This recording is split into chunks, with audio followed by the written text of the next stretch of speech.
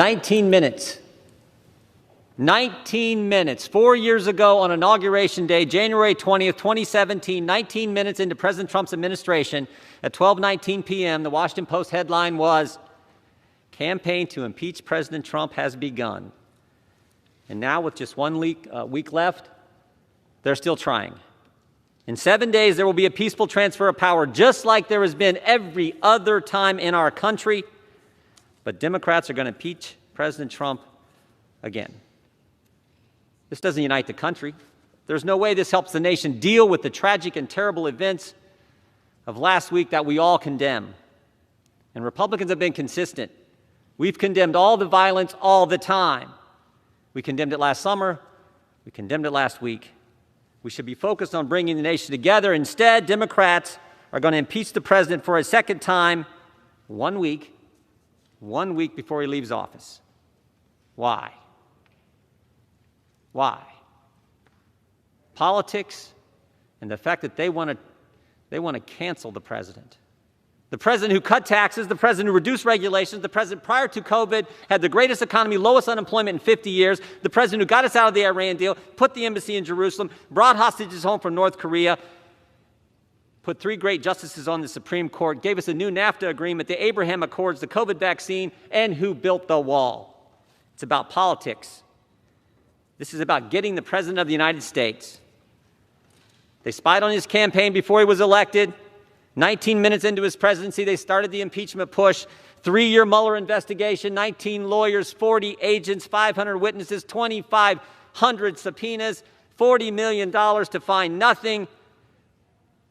Impeachment round 1 based on an anonymous whistleblower with no firsthand knowledge who was biased against the president and who worked for Joe Biden. And now it's impeachment round 2. It's always been about getting the president no matter what. It's an obsession that is now broadened. It's not just about impeachment anymore, it's about canceling, as I've said. Canceling the president and anyone that disagrees with them. Democrats can object on January 6, 2017, but Republicans aren't allowed to object on January 6, 2021. Democrats say Antifa is a myth. Republicans condemn all violence all the time. The double standard has to stop. And frankly, the attack on the First Amendment has to stop. And stop and think about it. Do you have a functioning First Amendment when the cancel culture only allows one side to talk? When you can't even have a debate in this country, this great country, the greatest country ever? It needs to stop, because if it continues, it won't just be Republicans who get canceled. It won't just be the President of the United States. The cancel culture will come for us all. Right. America's a great country, the greatest country ever. It seems to me that we need to think about how great the people of this nation really are. Think about what we've accomplished in the past and begin to come together as leaders who represent so many great folks across our districts. Think about this. Think about this. In 1903, in Kitty Hawk, North Carolina, 2 guys fly this thing they called a plane 100 feet. Barely got off the ground. Barely got off the ground. Amazing thing. 44 years later, Chuck Yeager breaks the sound barrier. In 44 years, we go from 2 guys flying a contraption they called a plane a few hundred feet to Chuck Yeager breaking the sound barrier. And 22 years after that, another American steps on the moon. Think about it.